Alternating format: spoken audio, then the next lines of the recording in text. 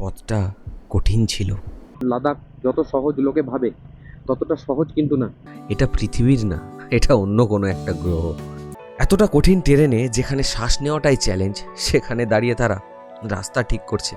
হ্যাঁ, gear shifter দুমড়ে গেছে মনে হয়। ওই পাথরটার জন্যই ভয় ছিল আমার। প্রচন্ড শরীর খারাপ হয়ে গেছে ওর। ধীরে ধীরে খুব সাবধানে আমরা এগিয়ে যাচ্ছিলাম। কেমন লাগলো Zanskar?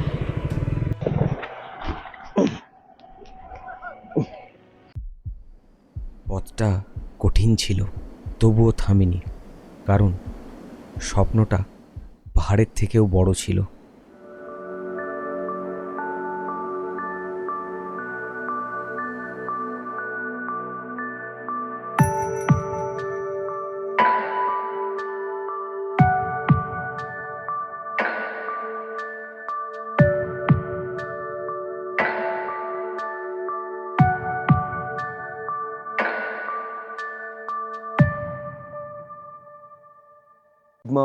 Good morning guys from Jispa.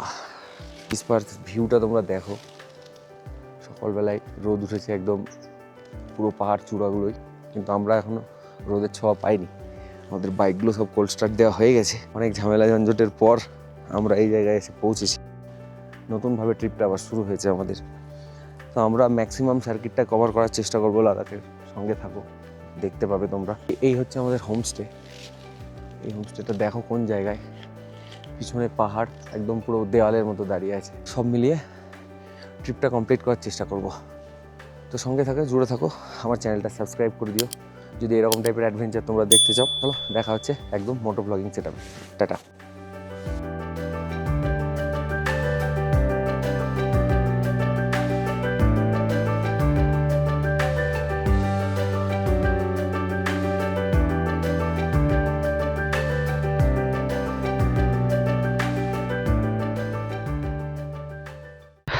উঠলাম বাইকে।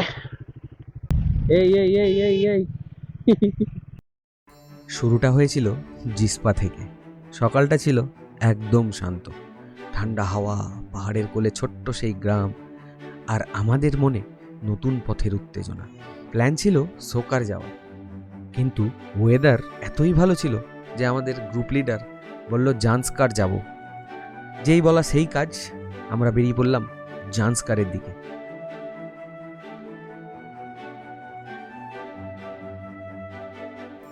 আমরা যাচ্ছিলাম যেদিকে তার উল্টো দিকে যাচ্ছি, এবার জান্সকার ঢুকছি আমরা। ওয়েদার ক্লিয়ার দেখে সবারই মনে একটা আলাদাই আনন্দ হয়। গ্লাভসটা পরতে হবে কারণ সামনে ঠান্ডা আছে, চামড়ার 12টা বেজে যাবে ইউভি রেতে। আমরা জান্সকারের দিকে যাচ্ছি। আমরা আজকে যাব পাদুম, 143 কিলোমিটার, সিংকুলা পাস হয়ে। সবারই আবেগ একদম চরম শিখরে, কারণ ওয়েদার তোমরা দেখতে পাচ্ছ, নিট অ্যান্ড ক্লিন যাকে বলে। চারিদিকে শুধু নীল আকাশ, নীল আকাশ ভাই। লাদাখ যত সহজ লোকে ভাবে ততটা সহজ কিন্তু না। আমার ডাস্টে অ্যালার্জি আছে, কিন্তু পুরো লাদাখে ডাস্টে ভর্তি আছে। পরিষ্কার জায়গা আছে, এখন যেমন পরিষ্কার কোনো ডাস্ট নেই, বাট এমন কিছু জায়গা আমরা ক্রস করেছি বা আগামী দিনে করব, সেগুলো পুরো ডাস্টে ভর্তি। কিছু সিদ্ধান্ত পথে দাঁড়িয়েই নিতে হয়, আর সেগুলোই পরে গল্প হয়ে থাকে। প্ল্যান বদলে গেল, সোকার নয়, আমরা ঘুরে গেলাম জান্সকারের দিকে। এই নতুন পথটা ছিল একদম আলাদা, কম মানুষ, বেশি নির্জনতা, আর প্রতিটা বাঁক যেন নতুন চ্যালেঞ্জ। রাস্তা কখনো পাথুরে, কখনো ধুলোর ঝড়, কিন্তু তবুও আমার ইচ্ছে হয়নি। আমরা যাচ্ছি জান্সকার হয়ে পাদুম।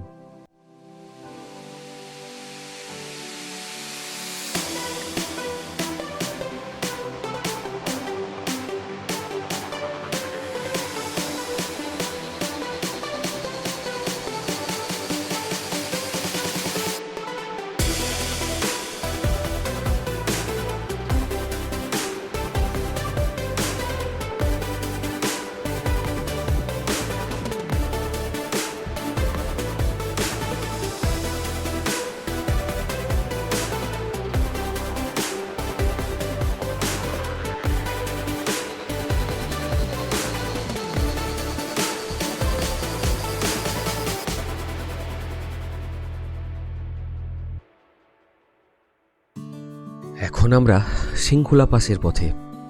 দুই পাশে জমে থাকা বরফের দেয়াল, মাঝখান দিয়ে সরু রাস্তা। আমরা এগোচ্ছি ধীরে ধীরে, নিঃশব্দে।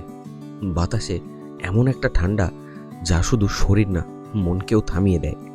সামনে যে দৃশ্যটা খুলে গেল, মনে হলো এটা পৃথিবীর না, এটা অন্য কোনো একটা গ্রহ। চারদিকে সাদা, আকাশটা গাঢ় নীল, আর সেই নীলের নিচে দাঁড়িয়ে আমরা ক্ষুদ্র এক প্রাণী।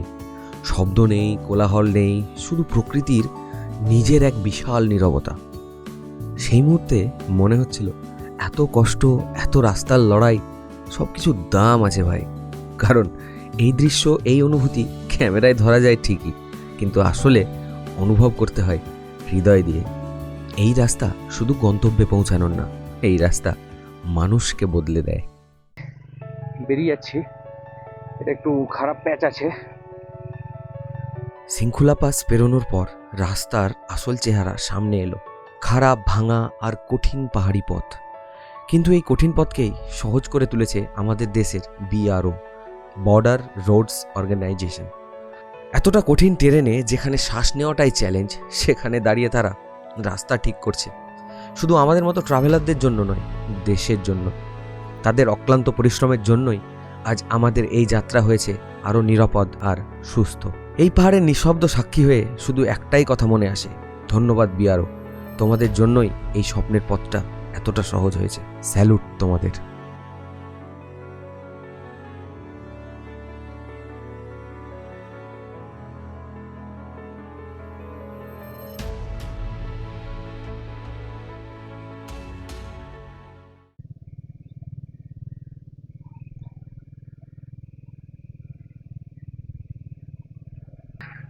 এবার এবার এখানে ফেসে যাবো আমি।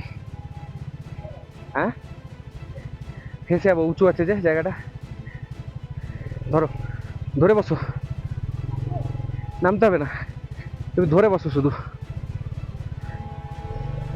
ওইদিকে পড়ে যাবো মনে হচ্ছে। হ্যাঁ, শৃঙ্খলা পাস পার হতেই পিছলে গেলে সামনে কাদা আর পাথরে ভরা একটা খারাপ প্যাচ আমরা পেলাম। বাইক নিয়ে ঢুকতেই হঠাৎ একটা বড় পাথরে গিয়ে আটকালো আমার বাইক।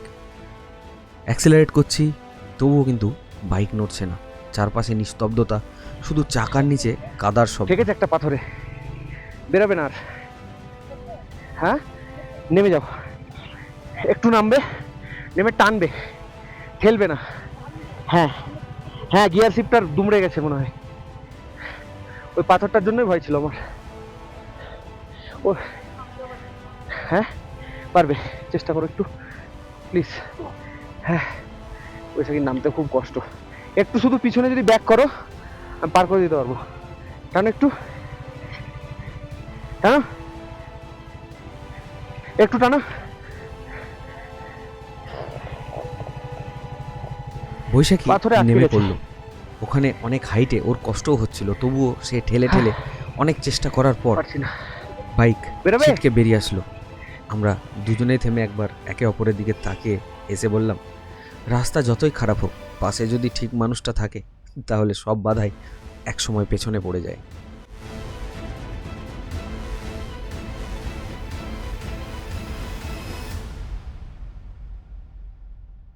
আমার তো বাইকে তলায় পাথর লেগেছিল, গিয়ার শিফটারে। ওখানে ভাবলাম গিয়ার শিফটারটা মনে হয় ভেঙেই গেল, কিন্তু ভালো ডিউরেবল। একটু বেঁকেনি পর্যন্ত। প্রচণ্ড ভয় পেয়ে গেছিলাম যে আমার গিয়ার শিফটারটা মনে হয় ভেঙে গেল, আর ভেঙে গেলে আমি শেষ, আমি আর যেতেই পারতাম না। যাই হোক, বেঁচে গেছি। খারাপ সেই প্যাচটা পার করার পর মনে হচ্ছিল যেন একটা যুদ্ধ জিতে বেরিয়ে এলাম। পিছনে রয়ে গেল স্লিপারি রাস্তা, সামনে অপেক্ষা করছিল একদম অন্যরকম পথ। গণভরঞ্জনের দিকে এগোতে এগোতে রাস্তা ধীরে ধীরে টারম্যাক হয়ে উঠল, মসৃণ, শান্ত, যেন প্রকৃতি নিজেই একটু রিলিফ দিল আমাদের। চারপাশে পাহাড়, ঠান্ডা হাওয়া আর সেই নির্জন রাস্তা। বাইক যেন নিজে থেকেই এগিয়ে চলছিল।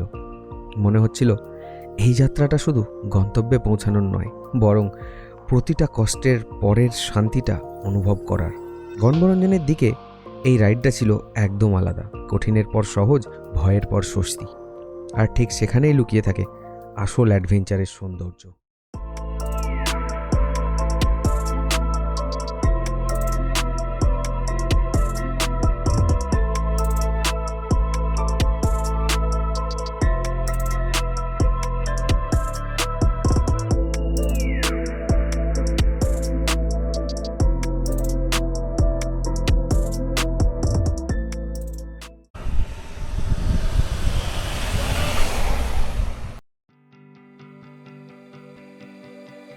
বঙ্গরঞ্জনের ছোট্ট বিরতি শেষে আবার ইঞ্জিন স্টার্ট।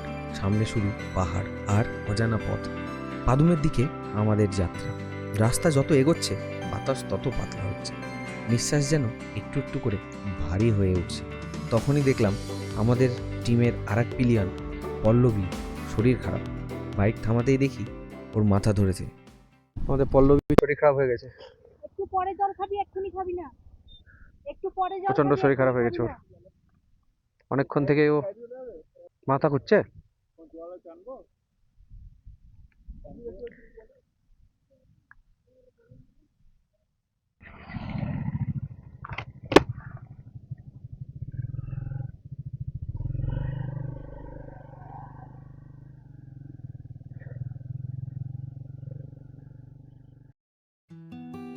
ধূসর পাহাড়ের রুক্ষ বুকে স্বপ্নেরা ডানা মেলে। প্যাশন যখন সঙ্গী হয় ভয়কে দূরে ফেলে। বাইকের টানে ছুটে চলা ওই দুর্গম কোনো চড়াই, লাদাখ মানেই নিজের সাথে নিজের জেতার লড়াই।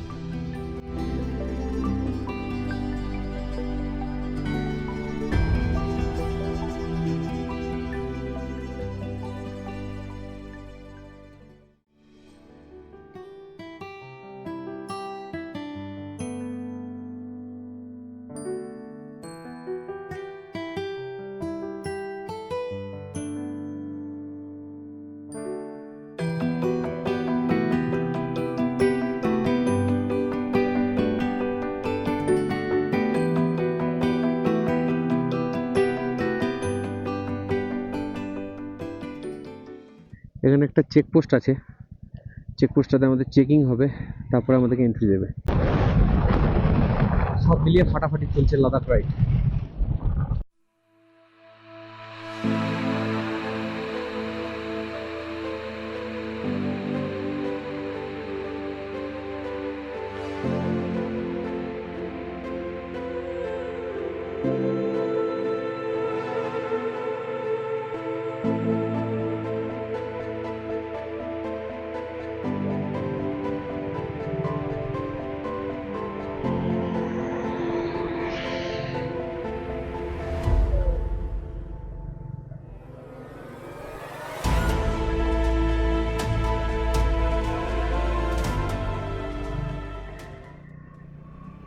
জান্সকারের সেই অফরোডটা যেন একেবারে অন্য জগৎ। চারদিকে শুধু ধুলো আর রুক্ষ পথ, সামনে কি আছে ঠিক বোঝাই যায় না। ধীরে ধীরে খুব সাবধানে আমরা এগিয়ে যাচ্ছিলাম। প্রতিটা টার্ন, প্রতিটা পাথর যেন নতুন চ্যালেঞ্জ। হেলমেটের ভেতরেও ধুলো ঢুকে যাচ্ছিল, তবুও থামিনি, কারণ এই পথটাই আমাদের স্বপ্নের অংশ। ভয় ছিল, কিন্তু তার থেকেও বেশি ছিল বিশ্বাস। একসাথে আছি, তাই সব কিছু পার হয়ে যাব। নেমে যাও, নেমে যাও। হবে না।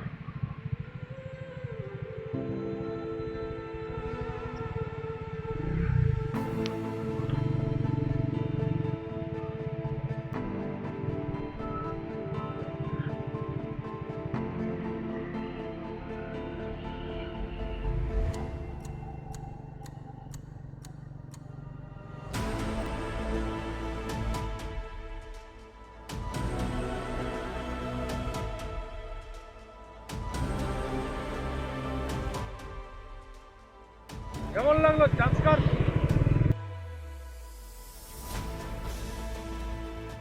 আমি এখানে যেখানে দাঁড়িয়েছি এখান থেকে পাদুম আর 22 কিলোমিটার। জান্সকারের সেই ধুলো ভরা অফরোড পার করার পর যেন হঠাৎ সব বদলে গেল। রাস্তাটা একদম টারম্যাক, মসৃণ আর আরামদায়ক। যে পথটা একটু আগেও চ্যালেঞ্জ ভরা ছিল, সেই পথ এখন শান্ত, সুন্দর আর উপভোগ করার মতো। বাইক নিজের মতো ছুটছে, মনে হচ্ছে যেন আমরা নতুন করে যাত্রা শুরু করেছি। কষ্টের পর এই মসৃণ রাস্তা, এটাই তো ট্রাভেলের আসল ম্যাজিক। জান্সকারের সেই ধুলোমাখা রাস্তায় এগোতে এগোতেই সামনে এলো একটা ওয়াটার ক্রসিং। জল খুব বেশি না, কিন্তু স্রোতটা বেশ তীব্র। আমি ধীরে ধীরে ঢুকলাম, হঠাৎই ইঞ্জিন বন্ধ হয়ে গেল। 1 সেকেন্ডের মধ্যে সব থেমে গেল। ব্যালেন্স রাখতে না পেরে বাইকটা হেলে পড়ল জলের মধ্যে। চারদিকে শুধু ঠান্ডা জল আর হালকা আতঙ্ক।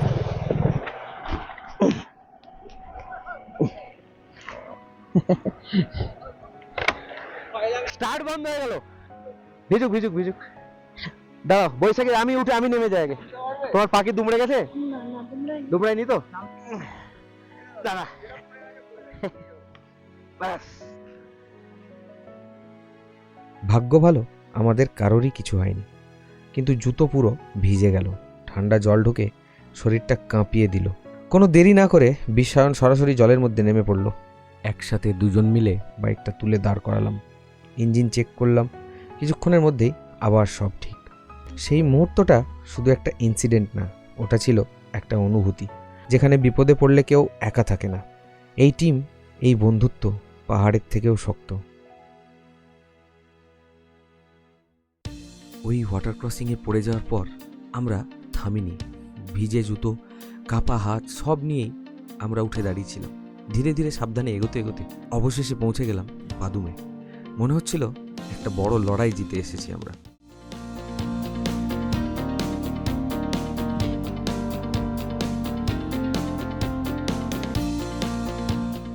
তারপর সরাসরি গেলাম ইন্ডিয়ান অয়েলের পেট্রোল পাম্পে। বাইকে ফুয়েল ভরতে ভরতে মনে হচ্ছিল এটাই যেন একটা নতুন এনার্জি। ক্যামেরা নেমে গেছে।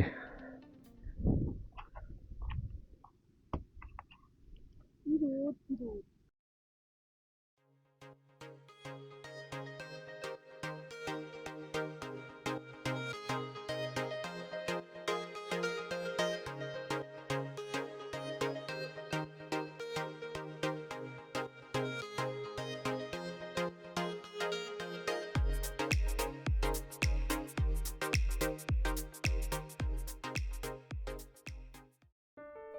হোমস্টেতে পৌঁছানোর আগেই কয়েকটা ছোট্ট বাচ্চা আমাদের দিকে কামিয়া তাকিয়েছিল। কামিয়ার আমরা ডেকে নিতেই লাজুক হাসি নিয়ে ধীরে ধীরে কাছে এলো। नाम क्या है? नेम सब नाम खुद। क्या है? नाम क्या है तुम्हारा? ওদের হাতে একটু চকলেট দিতেই মুখে যে হাসিটা ফুটলো সেটা ভাষায় বোঝানো যায় না। সেই নিষ্পাপ খুশি উজ্জ্বল চোখ, মনে হলো পুরো যাত্রার ক্লান্তি এক মুহূর্তে উড়ে গেল। কখনো কখনো ছোট ছোট মুহূর্তই সবচেয়ে বড় স্মৃতি হয়ে থাকে।